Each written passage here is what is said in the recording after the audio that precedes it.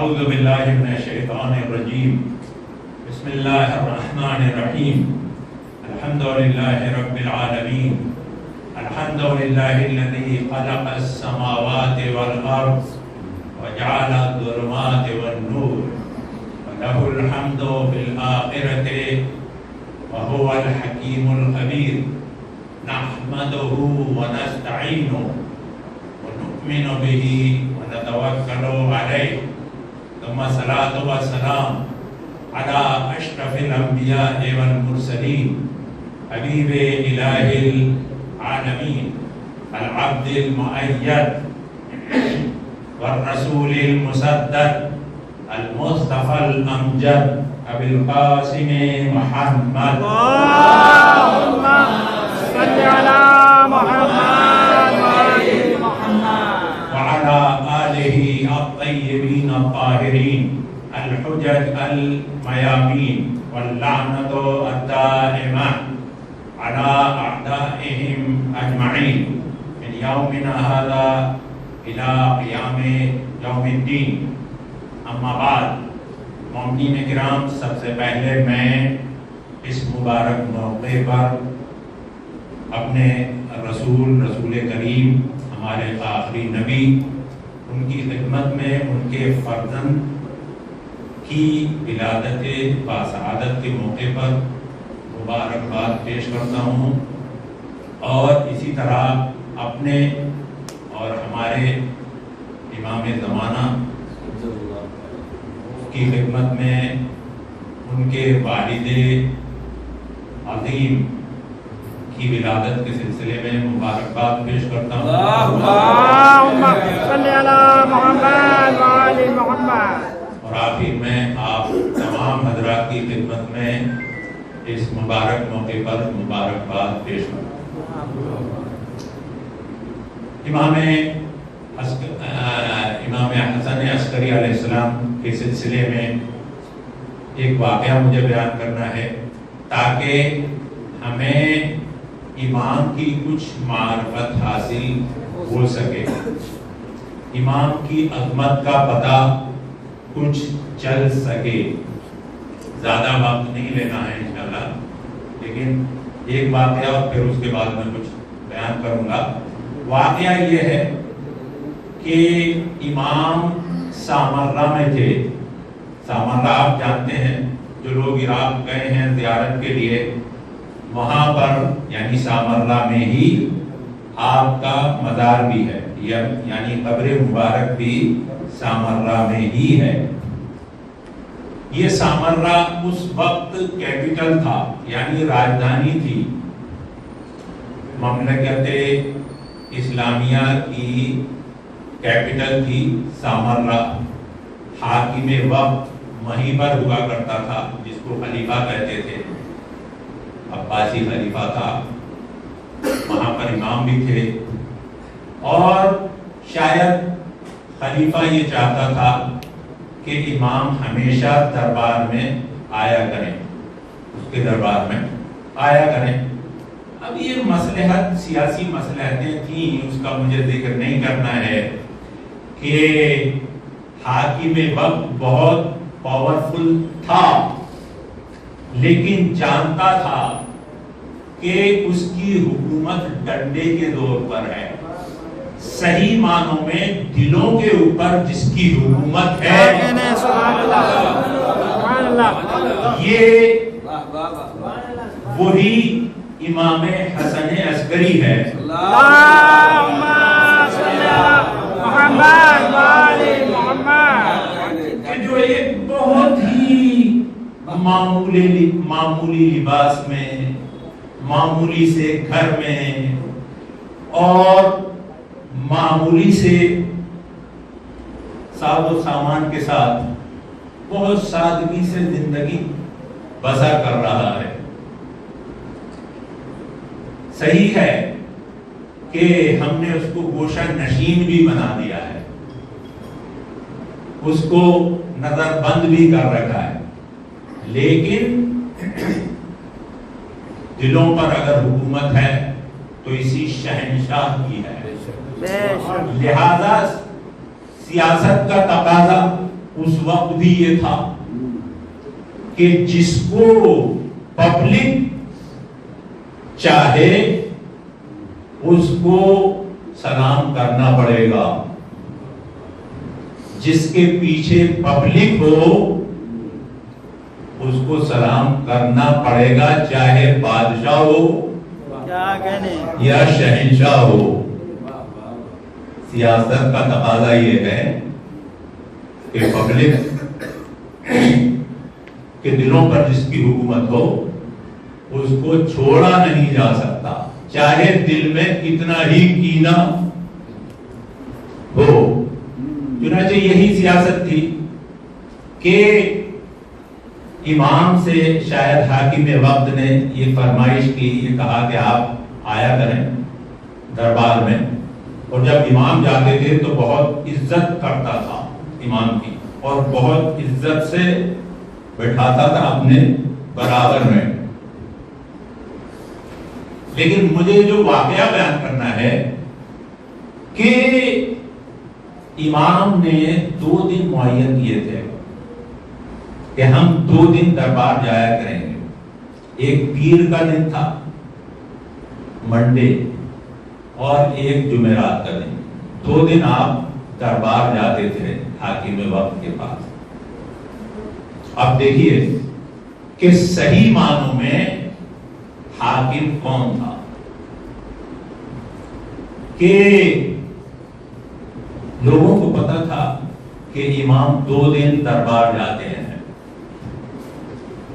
تو پہلے سے ہی، شاید صبح سے ہی یا اس سے بھی پہلے، وہ راستہ جس راستے سے امام دربار جاتے تھے، وہ علاقہ جس علاقے سے گزر کر امام دربار جاتے تھے، پورا علاقہ پر ہو جاتا تھا۔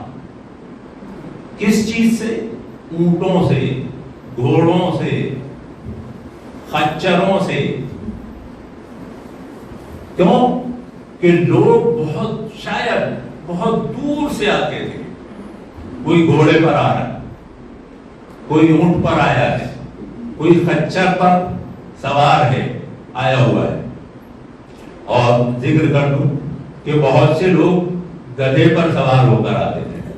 اور یہ بھی عرض کر دوں کہ ہمارے یہاں ہندوستان میں گدھے کی سواری معیوب ہے، یعنی کوئی شریف آدمی گدھے کی سواری پسند نہیں کرتا، لیکن عرب ممالک میں یہ معیوب نہیں ہے۔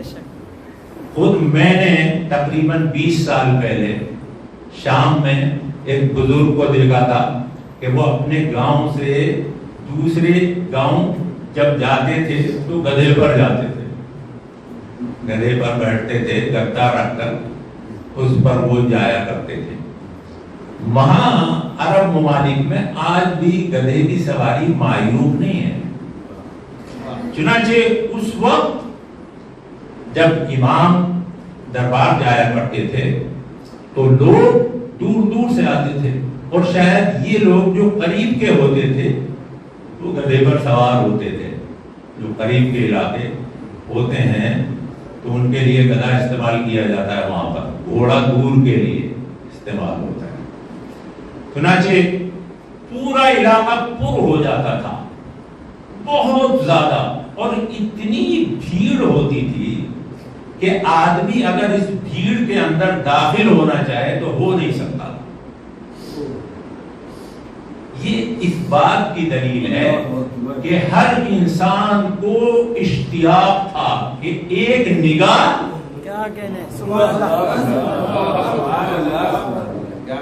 ایک نگاہ چہرہ اقدس پہ پڑ جائے۔ پورا علاقہ بھرا ہوا ہے، کثرت سے لوگ موجود ہیں دربار کے بعد، لیکن ذرا غور فرمائیے گا، اور اتنا میدان کے اندر، جس میدان میں یہ جانور اور اس پر جو لوگ سوار ہوتے تھے، یعنی لوگ اور یہ ان کے جانور، اونٹ، گھوڑے اور یہ سواریاں ساری، بہت آواز ان کی ہوتی تھی، پورے راستے میں بہت آواز ہوتی تھی۔ گھوڑا اپنی آواز اور خچر اونٹ باقاعدہ دور سے آتے تھے تو وہاں آرام کرتے تھے اور پھر آوازیں بھی بلند کرتے تھے. ایک شور ہوتا تھا, بہت شور ہوتا تھا اس میدان کے اندر یا اس راستے کے اندر جس سے گزر کے امام کو جانا ہوتا تھا. لیکن جیسے ہی امام تشریف لاتے تھے یہ مجمع, یہ جانور ایسے راستہ بنا دیتے تھے جیسے پانی کے اوپر اگر کائی ہو اور وہ پھٹ جائے. سبحان اللہ.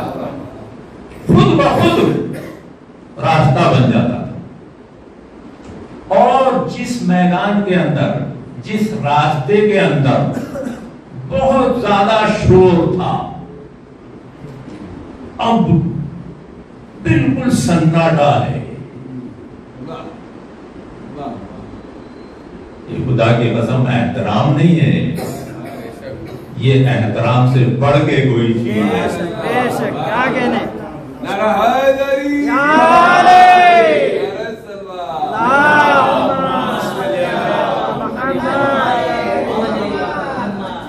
احترام جب ہم کرتے ہیں کسی کا تو زیادہ سے زیادہ کھڑے ہو جاتے ہیں, ہماری سانسیں نہیں رکتی, آوازیں غائب نہیں ہوتی. یہاں انسانوں کی آواز غائب نہیں ہے بلکہ حیوان بھی خاموش ہے. جو حیوان ابھی تک آوازیں بلند کر رہے تھے بالکل خاموشی ہے. اور بہت آرام سے امام گزرتے تھے وہ راستہ جو یہ حیوانات بناتے تھے اور دربار میں چلے جاتے تھے.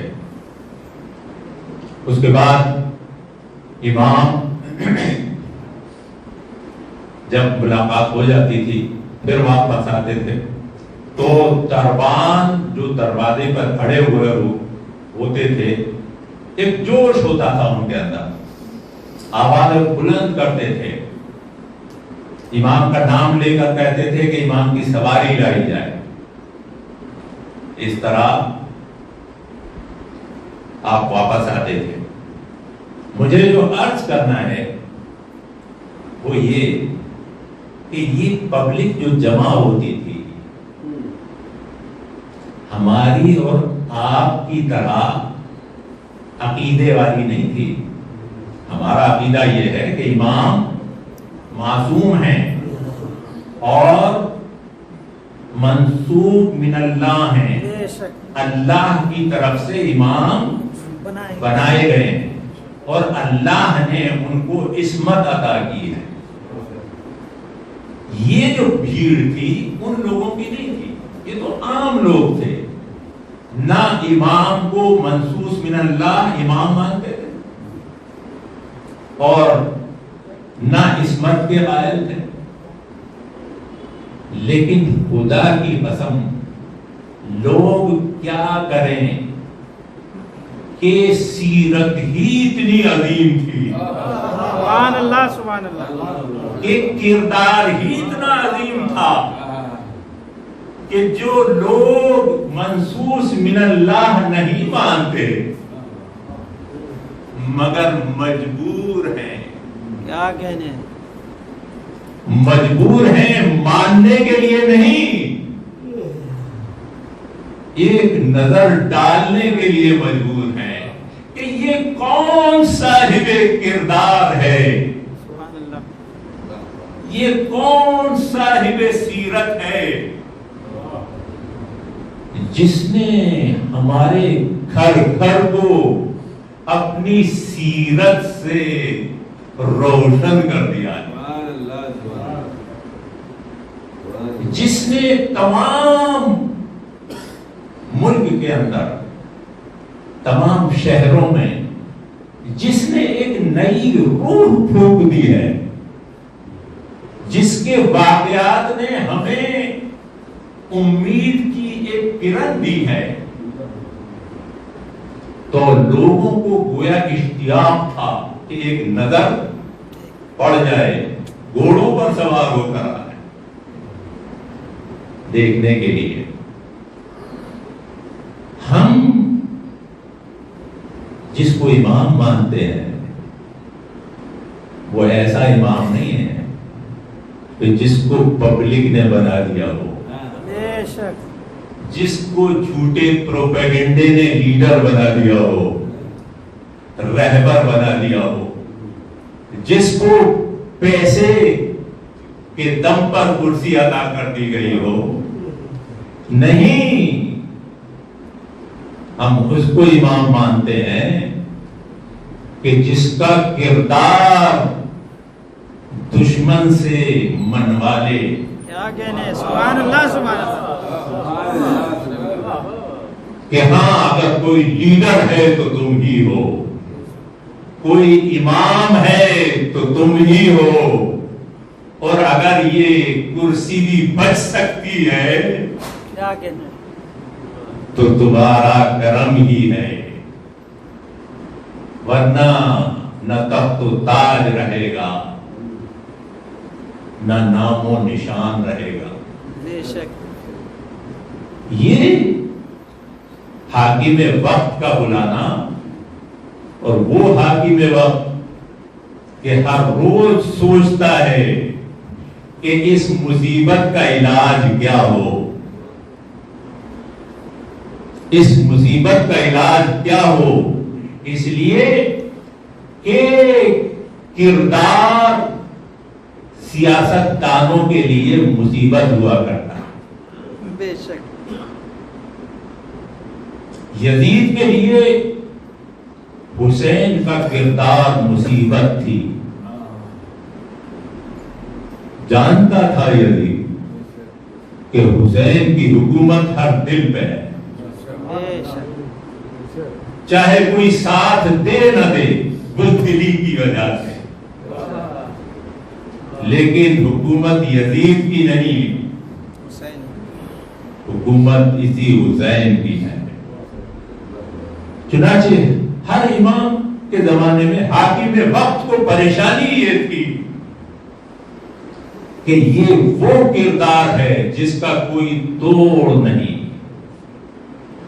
جس کا کوئی علاج نہیں، لہذا آخر میں جھنجھلا کر گھبرا کر زہر دیا جاتا تھا. کوئی علاج نہیں ہے. کیوں کہ یہ کوئی عام حاکم نہیں تھے، عام حاکم نہیں تھے، بڑے بڑے سیاسی ہتھ کنڈے جانتے تھے، کسی کی شخصیت کو کیسے گرایا جاتا ہے خوب جانتے تھے. یہ امیر شام ہی نہیں، صرف معاویہ ہی نہیں، اس کے بعد بھی سب جانتے تھے کہ شخصیت کو کیسے گرایا جاتا ہے. لیکن خدا کی قسم، جس طرح امیر شام علی کی شخصیت کو اور سیرت کو گرا نہ سکا، تو آخر میں قتل کیا گیا، شہید کیا گیا. اسی طرح سے باقی ائمہ کے زمانے میں یہ حاکم سوچ رہا ہے کہ اس کردار کا علاج کیا کیا جائے، لیکن نہیں کر سکا تو زہر دیا گیا. سلوات پڑھیں تو میں آگے بڑھوں.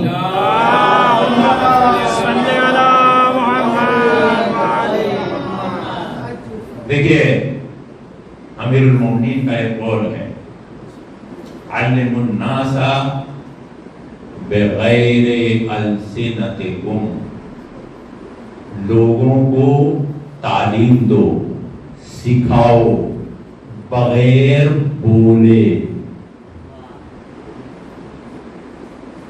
بغیر بولے تعلیم دو. کیا مطلب؟ کردار کے ذریعے، سبحان اللہ، عمل کے ذریعے، کیا کہنے، سیرت کے ذریعے.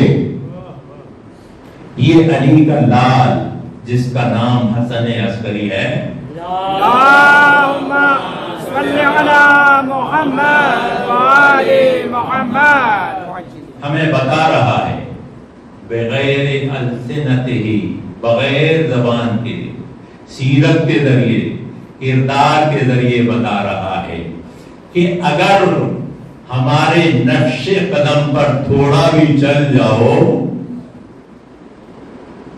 تو یہ ہو ہی نہیں سکتا کہ عام آدمی نہیں بلکہ حاکم وقت سلام کرے گا۔ سبحان اللہ۔ امام تعلیم دے رہے ہیں، بتا رہے ہیں، اپنے کردار کے ذریعے، عمل کے ذریعے بتا رہے ہیں کہ دیکھو حکومت کردار کرتا ہے، یہ مجمع جو آیا ہوا ہے، یہ میدان جو پر ہے، یہ نہ میرے پیسے کی وجہ سے آیا ہے، نہ ڈنڈے کی وجہ سے آیا ہے، نہ سیاست کی وجہ سے آیا ہے، میں تو بوریا نشین ہوں، اور یہ حاکم جو مجھے بلاتا ہے، میری عزت کرتا ہے، اپنے برابر میں بٹھاتا ہے،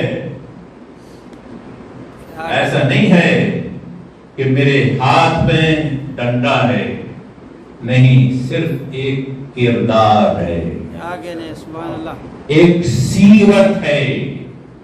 امام حسن عسکری علیہ السلام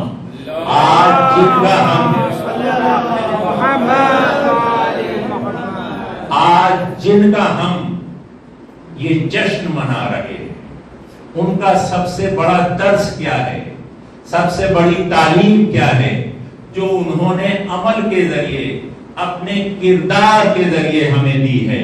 وہ تعلیم یہ ہے، وہ سبق یہ ہے، وہ لیسن یہ ہے کہ تمہارے اوپر کتنی ہی مصیبتیں پڑ جائیں، تمہارے دشمن کتنے زیادہ ہو جائیں، اگر حکومتیں بھی تمہاری مخالف ہو جائیں، تب بھی اگر صاحب کردار ہوگے تو خدا کی قسم نہ حکومت مقابلہ کر پائے گی، نہ سیاست مقابلہ کر پائے گی، نہ کوئی فوج تمہیں روک پائے گی،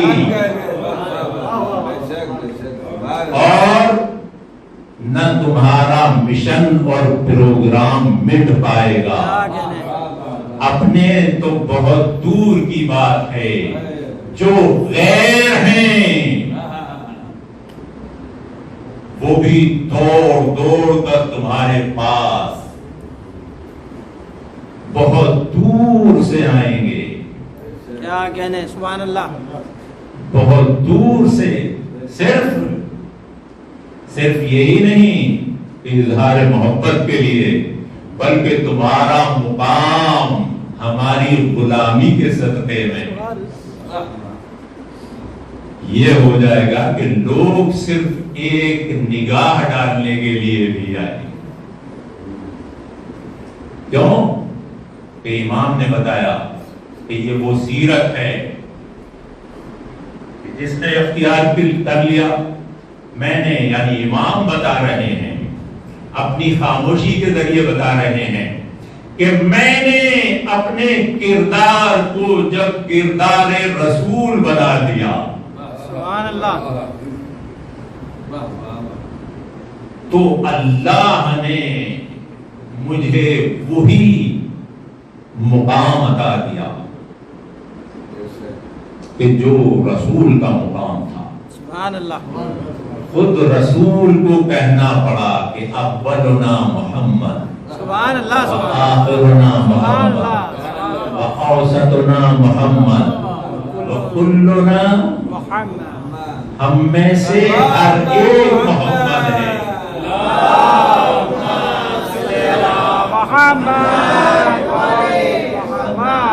یہ کیوں کہا کہ ہر ایک محمد ہے؟ کیونکہ یہ معیار ہے سیرت محمدی،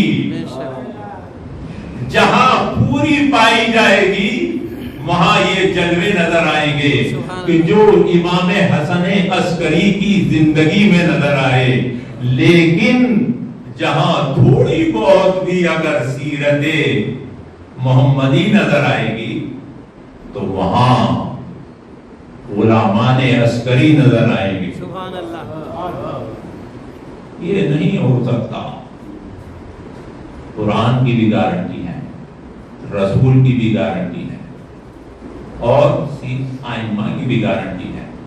یہ ہو ہی نہیں سکتا کہ کوئی محمد و آل محمد کے راستے پر چلے اور غرق ہو جائے۔ سبحان اللہ سبحان اللہ۔ گارنٹی ہے۔ سفینہ نجات کا مطلب کیا ہے؟ سبحان اللہ۔ سفینہ نجات کا مطلب یہ ہے کہ گارنٹی سے بچائے گا یہ سفینہ، گارنٹی ہے کہ ڈوبنے سے بچائے گا، سفینہ نجات ہے۔ اس سے بڑی گارنٹی نہیں ہو سکتی۔ ہم سنتے رہتے ہیں مجالس میں کہ اہل بیت سفینہ نجات ہیں، مگر غور نہیں کرتے کہ یہ گارنٹی ہے کہ ڈوب نہیں سکتے۔ جس کو رسول نے سفینہ نجات کہہ دیا، اس پر سوار ہونے والا ڈوب نہیں سکتا۔ وَمَا يَنطِقُ عَنِ الْهَوَىٰ إِنْ هُوَ إِلَّا وَحْيٌ يُوحَىٰ۔ یہ رسول کا کلام وحی ہے۔ اگر رسول نے کہہ دیا کہ ہم اہل بیت سفینہ نجات ہیں، تو خدا کی قسم اس کے بعد بھی اگر ہم غرق ہو گئے تو یا تو سفینے میں سوار نہیں ہیں، کیا کہنے، سبحان اللہ سبحان اللہ،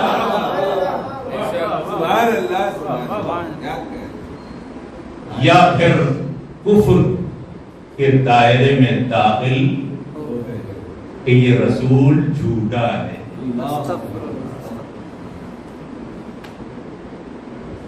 ساری دنیا وہ جھوٹی ہو سکتی ہے،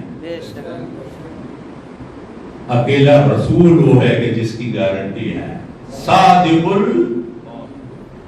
الامین، جس کا لقب ہی پڑ گیا کہ یہ امانت دار بھی ہے اور سچا بھی ہے۔ بے شک بے شک۔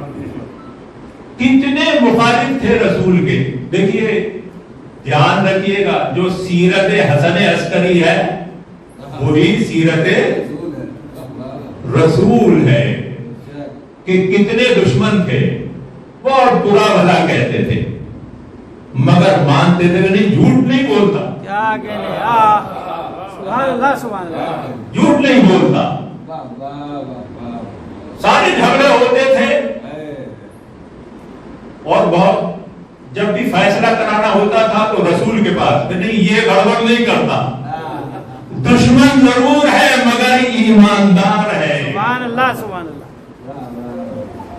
جب مصیبت آتی تھی، مال خطرے میں ہوتا تھا تو رسول کے پاس رکھتے تھے، کہتے تھے دشمن ضرور ہے مگر امانت دار ہے۔ سبحان اللہ سبحان اللہ۔ یہی سیرت حسن عسکری ہے کہ حاکم وقت بلاتا تھا، جانتا تھا کہ دشمن ہے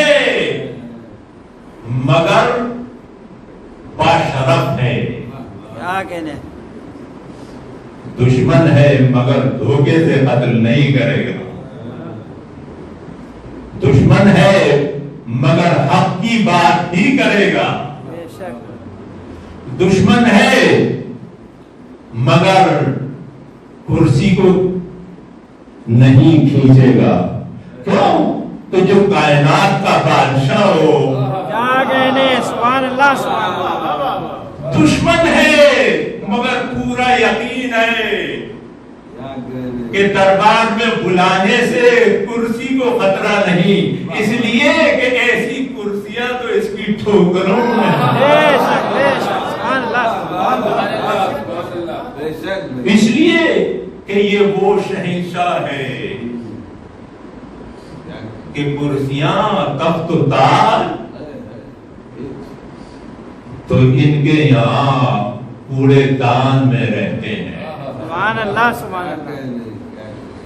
یہ تخت و تاج کو ایک کچرا سمجھتے ہیں، نہیں، اور یہ وہ امام ہے کہ کرسی پہ ہو یا نیچے ہو، کیا کہنے، سبحان اللہ، اس کی امامت کو کوئی چھین نہیں بے سکتا۔ شک بے شک، یہ وہ رہبر ہے کہ جس کی رہبری کو کوئی چھین نہیں سکتا۔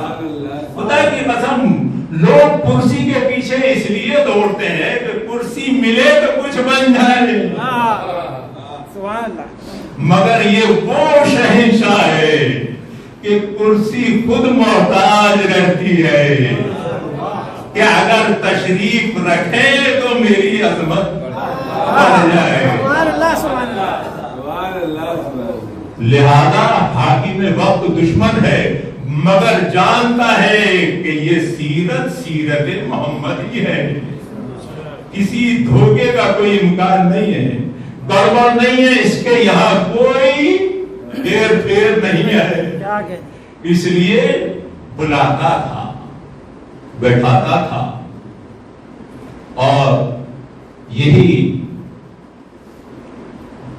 سبب تھا کہ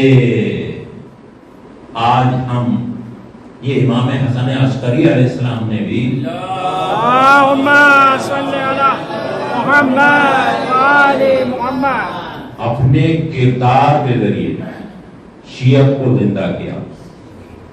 اس وقت لوگ تقیہ میں رہتے تھے، لیکن بعد میں جب لوگوں نے امام کے بارے میں پڑھا اور ان کے خیالات کے بارے میں پڑھا، اور لوگوں نے جانا کہ نہیں، یہ آدمی جس کی زیارت کے لیے ہم جاتے تھے کوئی عام آدمی نہیں تھا، اس آدمی نے جو دین پیش کیا تھا وہ اس دین سے مختلف ہے جو بادشاہ ہمیں بتاتا تھا، جو حاکم ہمیں بتاتا تھا۔ لوگوں نے بعد میں دیکھا اور جانا کہ یہ امام عسکری جن کی زیارت کے لیے ہم جاتے تھے صحیح معنوں میں وسیع رسول، حقیقی وسیع رسول یہی ہے، صحیح معنوں میں حقیقی دین محمدی اسی کے یہاں ہے۔ تو امام تو دنیا سے چلے گئے، لیکن لوگ حقیقی دین کی طرف آتے چلے گئے، اور آج یہی سبب ہے کہ کس ملک میں شیعہ نے علی نہیں ہے،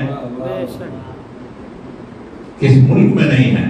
صحیح ہے ان کے زمانے میں لوگ اس راستے پر نہیں آئے، لیکن ان کے بعد میں ان کے راستے کو کتابوں میں پڑھا کہ نہیں، ان کا راستہ وہ ہے جو رسول کا راستہ تھا، ان کا دین وہ ہے جو حقیقی دین ہے، دوسروں سے جو ہم نے لیا تھا اس میں کچھ گڑبڑ ہے، ملاوٹ ہے۔ تو یہ کردار امام حسن عسکری تھا۔ اللہم صلی علی محمد وآل محمد۔ یہ بھیڑ جو جمع ہوتی تھی یہ بعد میں صحیح راستے پر آئی، تبھی تو آج شیعت زندہ ہے، ورنہ اس وقت تو گنتی کے شیعہ ہوا کرتے تھے۔ اس سے بڑھ کر اور کسی امام کی عظمت کیا ہو کہ امام حسن عسکری کا مشن مٹتا نہیں، بڑھتا جا رہا ہے۔ پہلے شاید زیارت کے لیے بہت کم لوگ جاتے تھے، 30-40 سال پہلے، اب جائیے سامرا میں دیکھیے جا کر، داعش والوں نے امام حسن عسکری کے مزار کو بم سے اڑا دیا۔ کیا کردار بم سے اڑا کرتا ہے؟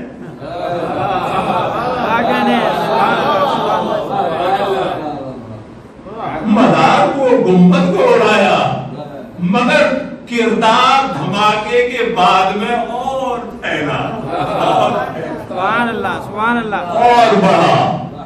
دھماکے کے وقت اتنے زائر نہیں تھے سامرنا میں، ڈرتے تھے لوگ، لیکن یہ کردار امام حسن عسکری ہے